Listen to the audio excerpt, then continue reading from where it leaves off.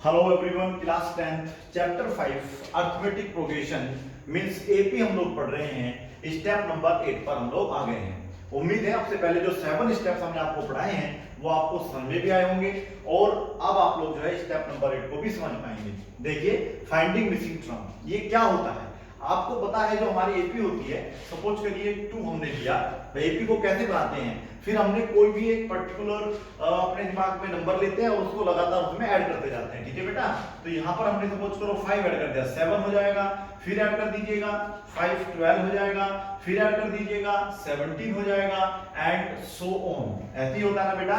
अब आप लोगों को मिसिंग टर्म कैसे होगा वो आप लोगों को यहाँ से इसमें मिस कर देगा कि ये यहाँ पे एक बॉक्स बना देगा, पूछेगा कि एक टर्म बताइए, तो आप लोग पता कर सकते हैं। तो अब क्वेश्चन ये है कि कभी भी आप लोगों को पहले 2 टर्म्स वो शायद नहीं देगा, क्योंकि अगर पहले 2 टर्म्स वो दे देगा तो आपके पास a की वैल्यू भी हो जाएगी और आपके पास d की वैल्यू भी हो जाएगी। और अगर आपको बेटा a और d पता हो तो फिर तो आप कोई सा भी टर्म निकाल सकते हैं। तो ये तो गारंटी है कि आप लोगों को सेकंड टर्म तो नहीं मिलेगा।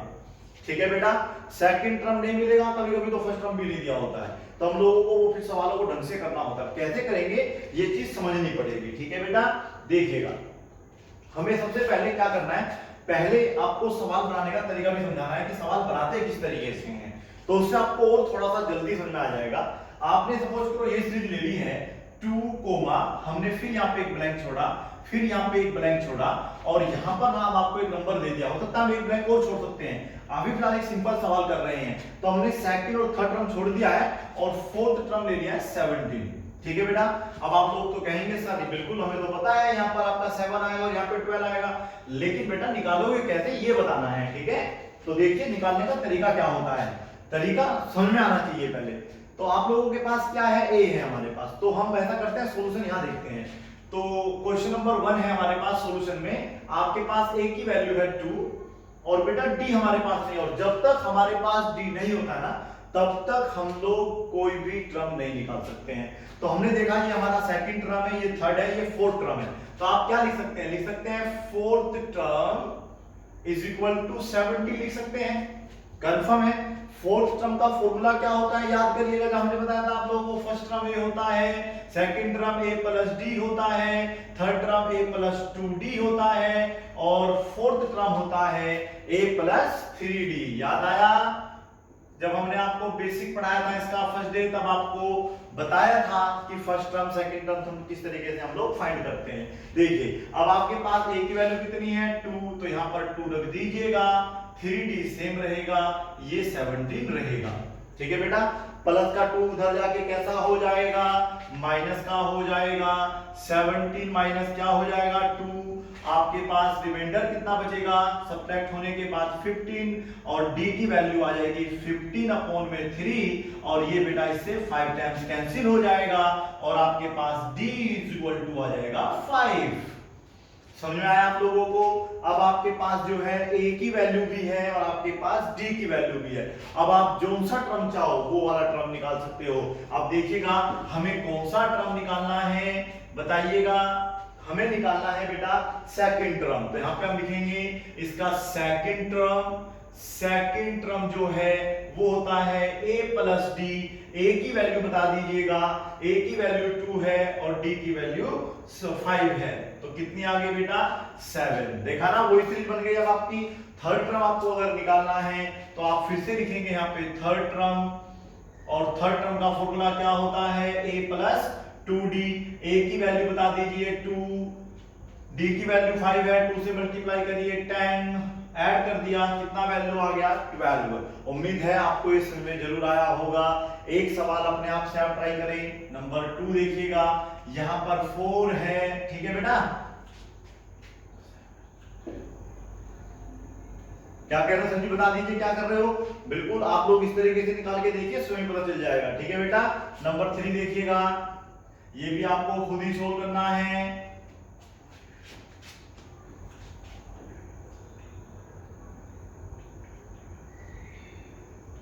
नहीं, ठीक है बेटा, देखना किस तरह से सोल्व करेंगे। नंबर 4 देखिएगा, नंबर 4 में हम लोग इसे क्या कर देते हैं, सपोज करो 10 कर देते हैं। अब हम लोग जो है यहाँ पर एक टर्म और ले लेते हैं और बाद में एक वैल्यू दे देते हैं। ठीक है बेटा।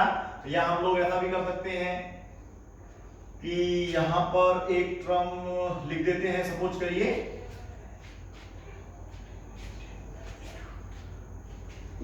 ये लिख दिया 26 और यहां पर भी एक टर्म गायब कर दिया, ठीक है बेटा। अब इसको हम बताएंगे कि इसको आप कैसे निकालेंगे, ठीक है बेटा। सॉल्यूशन देखने के लिए तैयार रहिएगा। सबसे पहले क्या करते हैं मुझे बता दीजिएगा, क्या करते हैं। सबसे पहले हम लोग यहां पर लिखेंगे क्वेश्चन नंबर 4 का हम सॉल्यूशन देखेंगे। ए की वैल्यू बता दीजिए कितनी है आपके पास 4। अब आपको इसमें कोई ना कोई टर्म जरूर दिया होगा, ठीक है बेटा, चाहे वो 7th है, चाहे वो 8th है, चाहे 4th है, चाहे 3rd है, नो प्रॉब्लम। 1 2 3 4 5th टर्म आपको दिया हुआ है। अब आपको याद रखना जब हमारे पास 5th टर्म है, 5th टर्म की वैल्यू हमें दी हुई है 26, तो हम लोग तो फिर इसको लिख सकते हैं ना बेटा, क्या लिख सकते हैं, a plus 4d is equal to क्या हो जाएगा 26। a की वैल्यू नहीं पता आपको, क्या a की वैल्यू 4 है, तो यहां पर आप क्या लिखेंगे 4, सो 4d ये है अभी आपका बेटा इज इक्वल टू 26। आप इसको क्या करेंगे, इधर माइनस में करेंगे। क्या मैं सही कर रहा हूं या गलत, मुझे ऐसा भी लग रहा है मैंने गलत कर दिया, चेक कर लेते हैं। बिल्कुल करेक्ट है।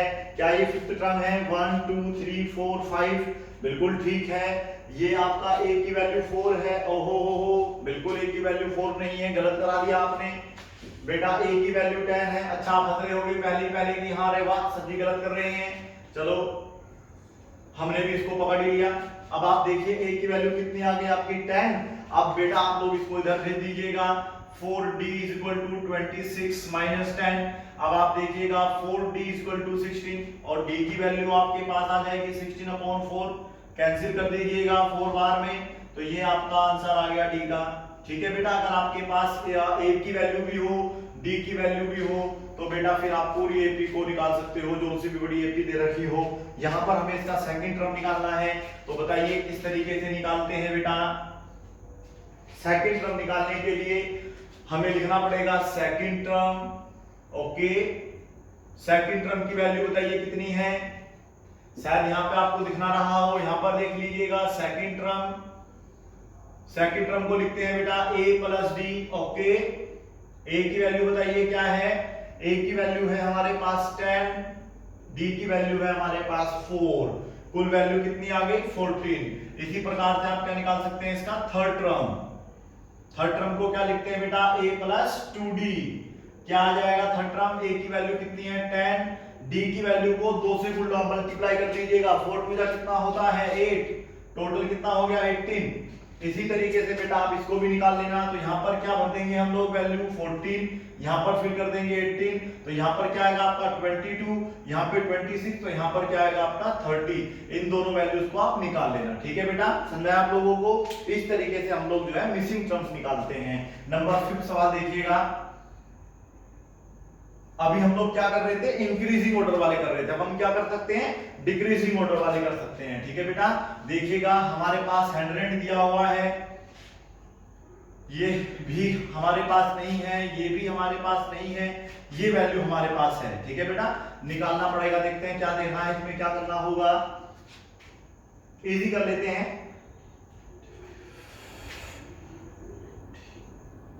चलिए निकाल लेते हैं, तरीका आपको अब समझ में आ गया होगा। करना क्या होता है, सबसे पहले a की वैल्यू कितनी है बेटा हमारे पास, क्वेश्चन नंबर 5 में a की वैल्यू कितनी है 100, ओके। कौन सा टर्म दिया हुआ है इस बार में हमें 1 2 3 4 5th टर्म दिया हुआ है, ये 80 है, तो 5th टर्म यहाँ पे क्या आ जाएगा 80।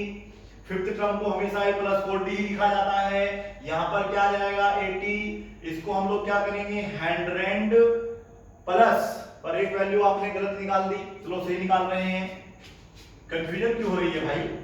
चलिए जी ये यहाँ पर 80 होगा, अब हम लोग इसको सोल्व करेंगे, ठीक है बेटा। देखिएगा कंफ्यूजन खत्म कर देते हैं हम, 4d यहाँ रहेगा 80 माइनस ये 100 इधर जाके कैसा हो जाएगा बेटा माइनस का, 4d इज इक्वल टू आपके पास -20 बचेगा, क्योंकि आपके पास प्लस के 80 कम है, माइनस के 100 ज्यादा है। और वैसे भी देखिए इतना दिमाग आपके अंदर होना चाहिए, ये 100 है और यहाँ पर 80 आया है, यानी कि आगे बढ़ने पे हम लोग नीचे आए हैं, ठीक है, डिक्रीज हो रहा है तो वैल्यू डी की माइनस की होगी तभी तो डिक्रीज हुआ होगा, इतना तो आप कॉमन सेंस लगा ही लेंगे। तो अब यहाँ पर -20/4 रहेगा और डी की वैल्यू इस बार -5 है। ठीक है, अब आप इसको थोड़ा अच्छे तरीके से सोल्व करना सीखेंगे। अब हमें कौन सा टर्म निकालना है इसका, सेकंड टर्म। सेकंड टर्म का फॉर्मूला तो वही रहेगा, बट प्रॉब्लम क्या है, ये 100 है प्लस है, लेकिन डी की वैल्यू बेटा अगर आप माइनस में है तो उसको ब्रैकेट में लिखना चाहिए -5। ठीक है, -5। अब आप क्या करेंगे, इसको 100 -5 लिखेंगे और वैल्यू आ जाएगी आपकी 95। अब आप इसका थर्ड टर्म निकालेंगे, बताइए किस तरीके से निकालेंगे। थर्ड टर्म बताइए किस तरीके से निकालेंगे, a + 2d ही रहेगा, लेकिन a की वैल्यू 100 है मैंने भी मान लिया, प्लस 2 × d की वैल्यू है -5, तो आपके पास देखिएगा ये हो जाएगा बेटा -10 विल बी 90। आपको फोर्थ टर्म भी निकाल के दिखाना है। ठीक है बेटा, फोर्थ टर्म कैसे निकालते हैं बताइएगा। फोर्थ टर्म यहां पे लिखेंगे, फोर्थ टर्म का वैल्यू होगा a + 3d, a की वैल्यू है 100 प्लस 3 × d की वैल्यू है -5। अब आप आगे खुद ही सोल्व कर लेंगे, ये हो जाएगा आपका 85। ठीक है बेटा, अब आप देखिएगा यहां पर आया था 95, यहां पर आया था 90, यहां पर आया है 85, फिर आएगा 80 और लास्ट में आएगा 75 जो आपको निकालना है। तो अब फिफ्थ टर्म आप इसका स्वयं निकालेंगे। ठीक है, समझ में आया भी आप लोगों को। इस तरीके से आप लोगों को कभी-कभी मिसिंग टर्म्स दे देता है और आपको फाइंड आउट करना होता है। नंबर 6 देखिएगा, हमने स्टार्ट किया है 115 से। इस बार ये भी नहीं पता है आपको, ये भी नहीं पता है, और सपोज करो ये हम आपको बता देते हैं। ठीक है, चलिए क्या कम करना चाहिए, मैं देख लेता हूं, आप मत बताइए मुझे, मैं खुद देख लेता हूं इसको।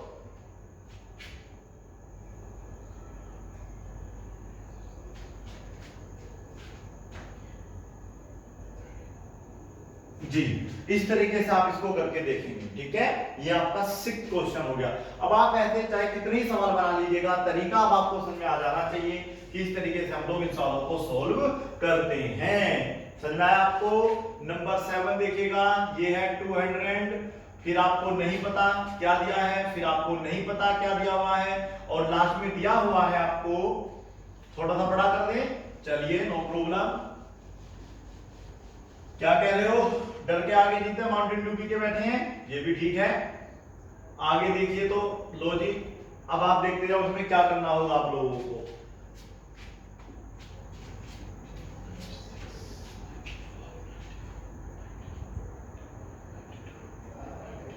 चलिए जी, काफी कम अंतर लिया है, सोल्व करके जरूर देखेंगे। ठीक है, नंबर 8 देख लीजिएगा। अच्छा, आप इसे मुझसे सोल्व करवाओगे क्या फिर? -5 है आपके पास,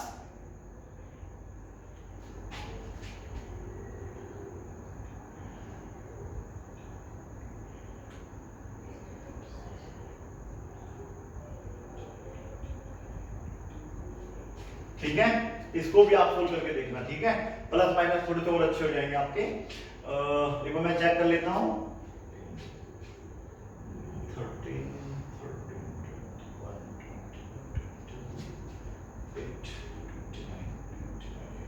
47, ठीक है।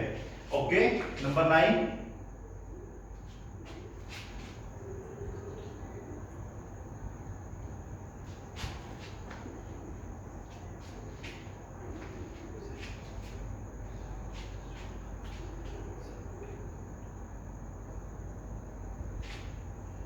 ये टर्म आपको 17 दिया हुआ है बेटा। अब आप देखिए कैसे करेंगे इस क्वेश्चन को। जी हाँ, ये आप नोट कर लेंगे। ठीक है, अब नंबर 10 आपको इस टाइप से करा के दिखा देता हूं एक टाइप। ठीक है बेटा, देखिए हमने क्या करा है इसमें आपको मैं बताता भी हूं कि हमने क्या किया है। पहले हमने कोई भी टर्म ले लिया माइनस का। ठीक है बेटा, जैसे माइनस का सपोज करो हमने 4 ले लिया है, 7 ले लिया। ठीक है, अब हमने क्या करा, कुछ इसमें ऐड करा है। देखो प्लस में वैल्यू का जब हमने इसमें ऐड किया होगा तभी तो प्लस आया होगा ना। तो हमने सपोज करियो इसमें हमने 10 ऐड कर दिया या 5 ऐड कर दिया। 5 ऐड करेंगे तो फिर माइनस का 2 आपके पास आएगा, तो ये हमने खत्म किया है। फिर जब माइनस का 2 आएगा फिर ऐड करेंगे तो प्लस का 3 आएगा। सपोज करो हमने 3 दे दिया है और आपके आगे उसमें आगे जो है जो भी टर्म निकालना आप निकाल सकते हैं। ठीक है, तरीका क्या है, तरीका हमने आपको बताया हुआ है किस तरीके से इसको निकालते हैं। देखिए कैसे निकालना है, मैं आपको बता देता हूं पहले एक बार। इस सवाल को करने का तरीका रहेगा सॉल्यूशन। पहला आप मुझे बताइए इसमें a की वैल्यू कितनी दे रखी है। a की वैल्यू हमारे पास है a इक्वल टू है बेटा -7, ठीक है। और अब एक वैल्यू और हमें बच चाहिए, ठीक है बेटा। दो वैल्यूज हमारे पास है, एक और है 3, तो ये बेटा 1 2 थर्ड टर्म है आपका। तो अगर आपके पास थर्ड टर्म की वैल्यू है और वो है 3, तो ये वैल्यू होती है बेटा a प्लस 2d। क्या मैं सही कह रहा हूं? a की वैल्यू कितनी है बताइए, 7 है, वो भी माइनस का, प्लस क्या है 2d इज इक्वल टू आपके पास है प्लस का 3, 2d इज इक्वल टू 3, इधर बेटा ये 7 प्लस में हो जाएगा, 2d इज इक्वल टू 10 और d की वैल्यू आ गई आपकी 5। सही कह रहा हूं गलत कह रहा हूं? और मैंने क्या कहा था, हमने 5 ऐड किया है। तो आप इस तरीके से सवालों को अपने आप से भी बना सकते हैं, फिर प्रैक्टिस कर सकते हैं, तब आप लोगों को जो अरिथमेटिक प्रोग्रेशन है बिल्कुल सिंपल लगने लगेगी। अभी भी इसमें काफी स्टेप बचे हुए हैं, अभी स्टेटमेंट वाले भी क्वेश्चन बचे हुए हैं, सभी करेंगे, लेकिन आप स्टेप बाय स्टेप आगे बढ़ते रहिएगा। अब मुझे इसका सेकंड टर्म निकालना है, ठीक है बेटा। तो सेकंड टर्म कैसे निकलेगा बता दीजिएगा मुझे। Second term a plus D होता है ना बेटा। a की वैल्यू बता दीजिए पहले मुझे, a की वैल्यू कितनी है -7 और d क्या आता है प्लस का 5। आप खुद चेक कर सकते हैं कि आपकी वैल्यू आएगी -2 आएगी, आएगी बेटा। फिर ये आपकी 3 आई गई है, अब आपकी वैल्यूज प्लस में आएगी, माइनस में नहीं आएगी। उम्मीद है कि आपको ये वीडियो समझ भी आई होगी और आप लोग स्टेप नंबर 8 भी समझ गए होंगे। Thank you so much for watching this video.